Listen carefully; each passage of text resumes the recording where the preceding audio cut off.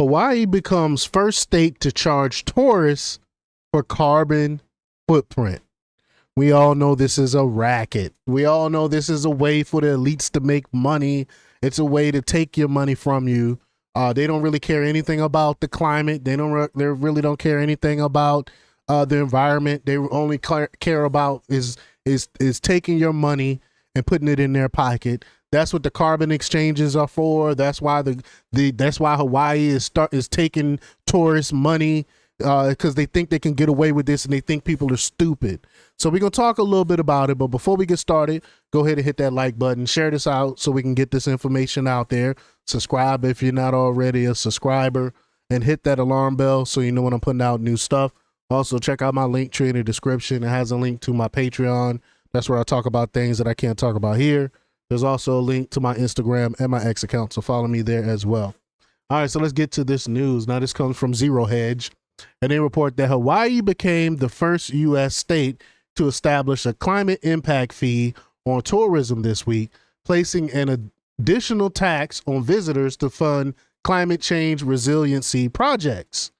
As the country's inaugural Green Fee Act 96 will raise the state's current transient accommodations tax, or TAT, by 0.75% for a total of 11% placed upon the nightly lodging rate effective January 1st, 2026, according to a press release by Governor Josh Green's office. See, people, they don't understand. They're going to just turn people off to come into Hawaii altogether. We got to pay extra money for being. Just for staying here, you want to tax us for some nonsense, for some made up stuff. And we're going to talk a little bit more about what's made up about this stuff.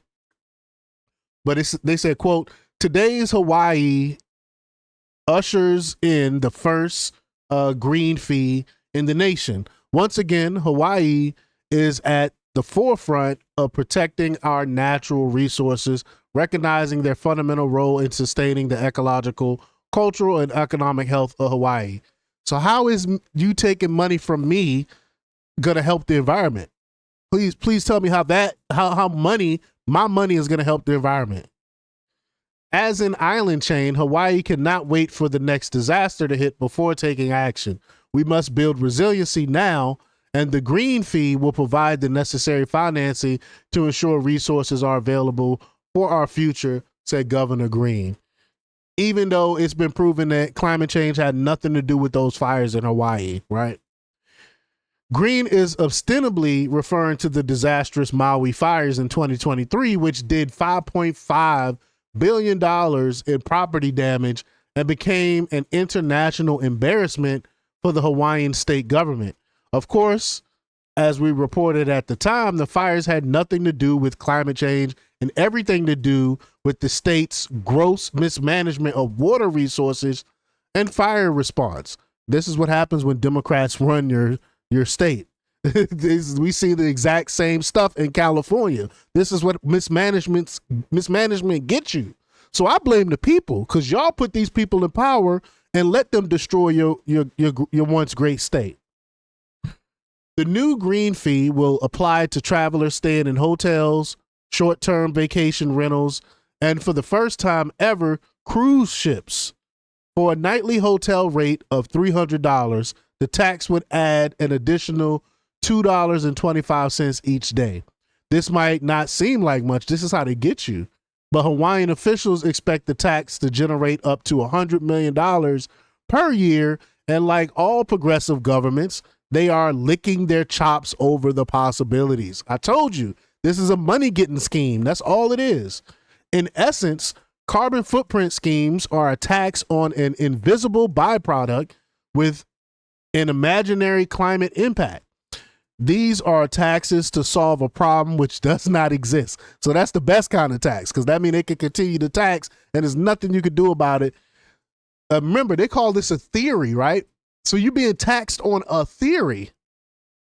So the sky is truly the limit on how far carbon taxes can be taken to bleed the American public and fuel further government expansion. When I first heard about a carbon tax, I was wondering, I didn't know how they was going to get away with it. I was wondering how they were going to implement this, and now we see how. Through lodging. That's how they're going to get you.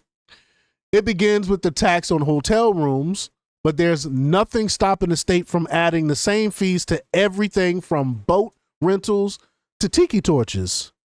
Furthermore, if Hawaiian residents think they will be spared from such taxes, because that's how they start. That's how they always start. They start off small, then they work their way in. They are in for a rude awakening. The new green fee also applies to people living in Hawaii who stay at hotels and resorts. And there's little doubt that more taxes are incoming as the green fee sets the president. Some legislators have pushed for carbon tax kickback to residents of the state. Yeah, you think government can give you some money back? But this would represent a minimal offset if carbon taxes spread to all areas of the economy. Keep in mind, Hawaii already has one of the highest tax burdens for citizens in the entire U.S. Democrats love to tax people into oblivion.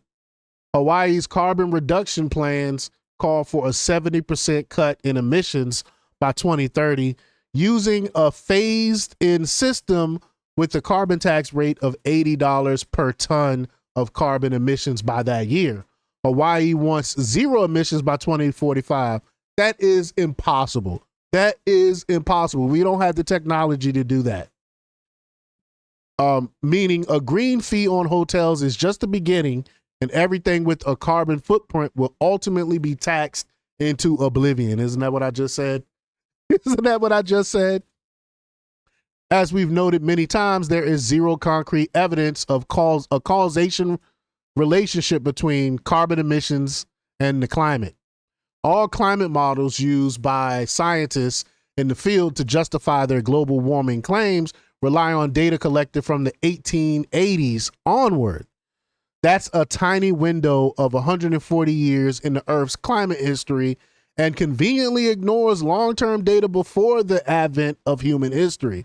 There have been hotter periods. There have been colder periods. and that's before we had any of this industrial stuff. When we examine Earth's temperatures over millions of years, it's easy to see that modern civilization exists in one of the coldest periods, not the warmest. I think we're getting into another solar minimum. We might have another mini ice age is what I believe it'll be a mini ice age before it'll be super duper hot. That's what I believe. But numerous warming periods have occurred in the past with no human activity to cause the events. And that's what I was alluding to. Look at this. You got a diagram here you can look at. And if we look at the behavior of carbon content on the Earth's atmosphere over the same time period, it's obvious that there is no correlation between rising carbon and rising temperatures. You got to think back. Look, if you look at the ice sheets, I reference this all the time because you cannot say this is not true. If you look at the ice sheets from prehistoric times, carbon was way, way more than it was today.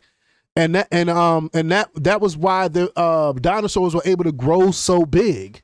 So that shows right, and it was cold back then. It was an ice age when the dinosaurs were roaming the earth.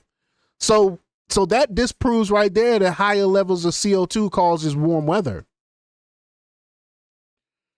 In other words, the entire basis for carbon taxation has been debunked.